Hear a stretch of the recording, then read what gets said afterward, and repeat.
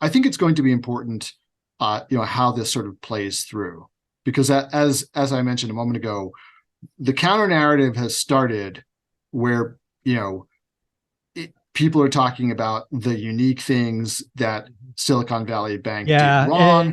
Including insiders betting against their own stock and just all kinds of insane stuff like that. And Peter Thiel coming out and like telling people to like, encouraging a bank run. And listen, the SEC is going to start opening some investigations into this. Apparently they always open investigations whenever there's a bank collapse, but I think there's some funny business that happened here for sure, where people were selling stock based on like either insider knowledge they had or stuff they were telling the market, right? Yeah. So we'll see. This will be political theater. I'm worried about the deals and where people can make life-changing investments, and that's where I want to go next. Yeah. So, but you have to understand that when there's panic and fear in the markets, this is when the real money is made, right? Yeah, but back to the opening, right? Bank failures, what you're not being told. So again, we had 2 bank failures, Signature Bank and SVB.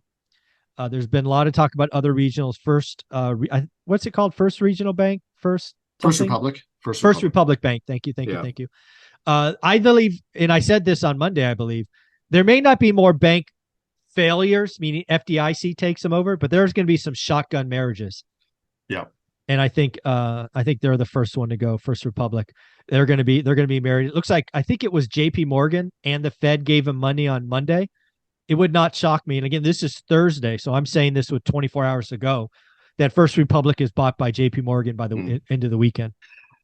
I mean, listen, here's another thing that happened, which I don't know if you noticed this or not, but Moody's came out this past week and lowered its ratings of all these banks, which also sort of, I mean, I don't, that's what they did in the Great Recession. They lowered after.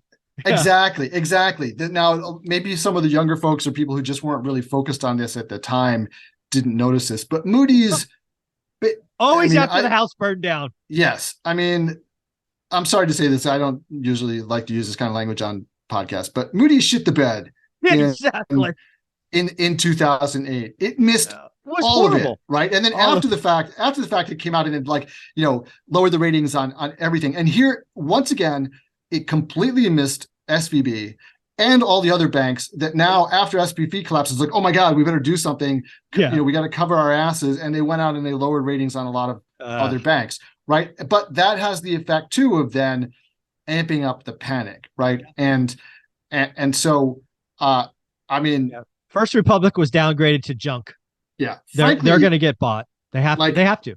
Yeah, I mean, frankly, really counterproductive in a way. Like, I mean, if Moody's didn't see it before, they should just leave well enough alone, not say anything, right? Just take it off. We missed that one. Yeah, and just and just maybe go quietly to the FDIC or whoever and say, hey, we need a little help over here. This is what we're seeing, right? We just want to let you know, as if nobody else could see it, right? But it just adds to more fuel to that panic fire and not very helpful at all.